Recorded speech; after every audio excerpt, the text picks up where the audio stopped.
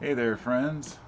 Well, it's another beautiful day in July, and I'm sitting here under my jasmine plant.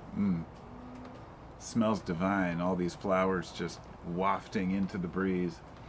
And I thought it would be a great place to sit and make a video about money. Honestly, I'm not a big fan of money. That sounds funny because actually, money is one of the things that if I'm going to stress over anything, it's usually money related. But there are other more pressing issues in my life, of course, um, like having the motivation to accomplish certain things or to be the person I want to be, to raise my family, kids getting hurt, those kinds of things really take precedence over money. But money is very important to survive. Fortunately, my wife and I have always managed to get by. And I'm extremely grateful for what I do have. But I don't have a lot. And I wanted to talk about saving money. And it's only not because I'm an expert on it. I'm not. I have no background in economy, although I have read a couple of books. That sounds funny. I've read books, no, but I've read the one I have here. This is Capital by Thomas Piketty, and it's a very large book, and it's about the economy and how the Fed works and different reserve systems. And I have not read it all, but there's another book about equally large, which is called The Creature from Jekyll Island, and that's from, I believe his name was C. Edward Griffin. And that book was a little involved, but it did read pretty well, and I read most of it, and learned quite a bit about the Federal Reserve and how, in 1933, the government forced everyone to turn in their gold, and then at the same time they raised it, jacked it up 3 times for its value, and then sold it back to the people.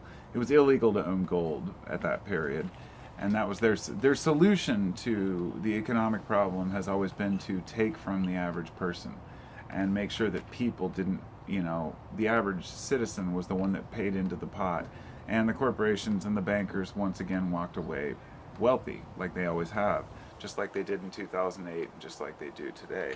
Understanding the economy is important, but it's still out of my league, right? Even after reading all that about it, I still don't get it.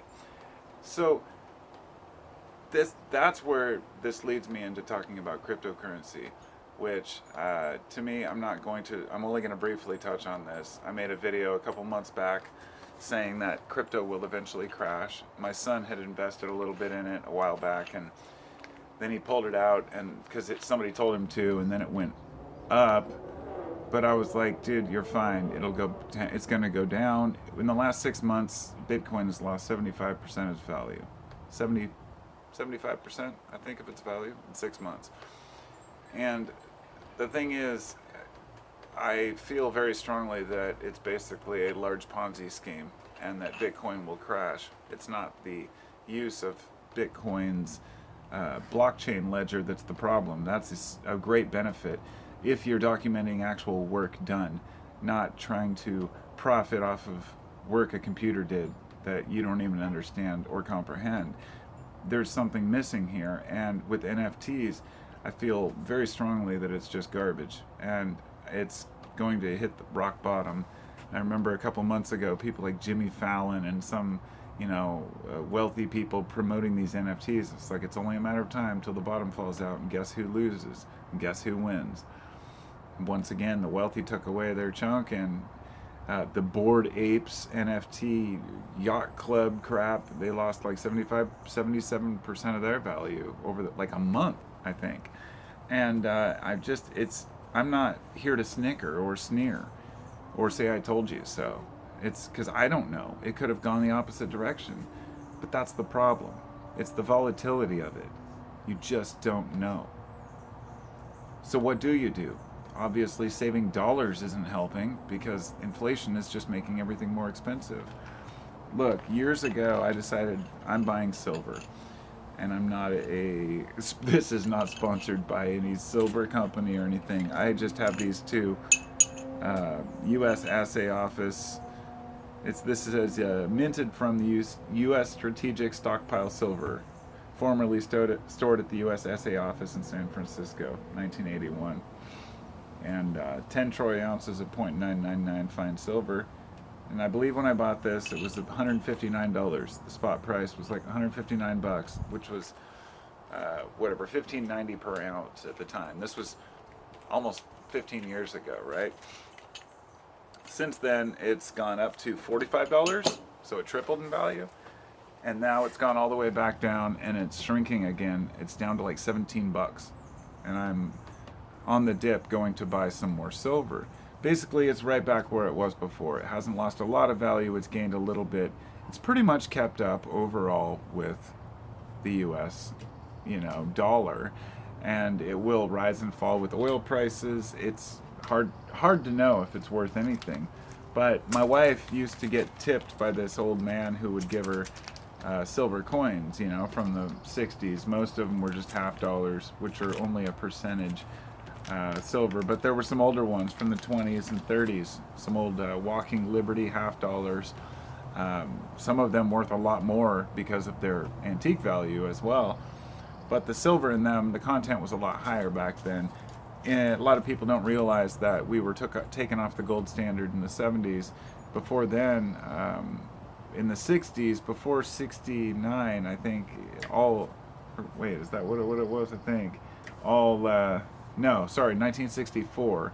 Anything 1964 and before, half dollars are all silver, or at least a percentage, 40, 60%, whatever it is. But at a certain point, they just cut that off. In 1965, there was a little percentage, I think, in some of them, but after that, it's all just, steel and, zinc, whatever else they make. Even pennies, the copper is worth more than the penny now, so they make them out of zinc.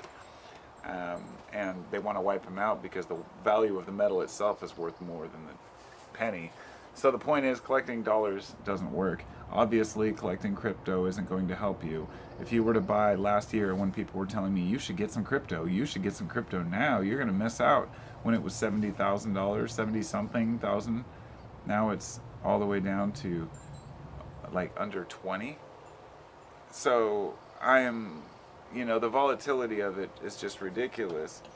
I still think that silver, in the long run, is a great hedge against, it's a great bet. Because, and here's where I'm coming from, because people would say, well, silver could be worthless tomorrow too. You're right. Here's why I choose silver over other objects. I choose it over gold because gold is more difficult to handle and requires smaller amounts for trade. In other words, I could just trade a silver coin for something, and if something were to happen in the future, people will still accept silver, even if the dollar collapses. So it's easier to handle than gold. It's more likely to be accepted in a total apocalypse situation than a dollar or a paper dollar ever will. So even then, just even having change, coins is probably better than paper money. And but that might never come to fruition as well. And C, it's better than crypto because of one main thing: it will never collapse completely. And even if it does, you still have a bar of a rare element that occurs on the planet. So this will never go to $0. This will always be usable by someone for some sort of a construction project, making mirrors. It has actual real world uses. And I don't think that can be overstated, but even more importantly, you can hold it in your hand. £1.5 of pure silver just feels good. It's I don't know, there's something about that weight. You'll never get that out of crypto, but that's kind of a half joke. It doesn't matter. People made money off crypto, and I think that's phenomenal. But a lot more people lost out, and it's usually the small guy that's going to lose the most. So those are my thoughts on it, and you all are welcome to yours. Feel free to leave a comment with your disagreement or agreement. It doesn't matter. I just had to state that a lot of young people have said they've lost their life savings investing in crypto because of all these false promises. And there are so many coins out there and different things now. You know, if you missed out on the first one, if you missed out on buying, you know, Bitcoin at 50 cents or $1 a coin, that's unfortunate, but it is what it is. Not everyone's going to be a winner in all these things, but you have to ask yourself, what is really being done with Bitcoin? Where's all that money really coming from? And it's coming from all the new investors. It's a pyramid scheme, and it will collapse like they all do. So at least have something to show for your efforts. At any rate, I'll talk to you next time. Take care.